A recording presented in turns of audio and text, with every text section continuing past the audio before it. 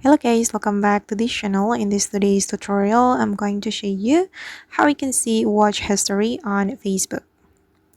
Okay, let's get into it guys. Here I have opened my Facebook application, and first of all, we need to go to our Facebook setting. Click on the three lines and then select the settings icon. And in the setting, we need to go to the activity log. You can scroll down and select this option.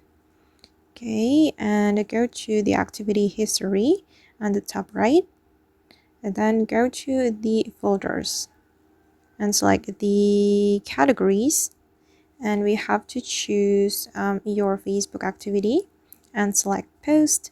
Then you have to choose videos you've watched, and after that you will be able to see watch history on your Facebook.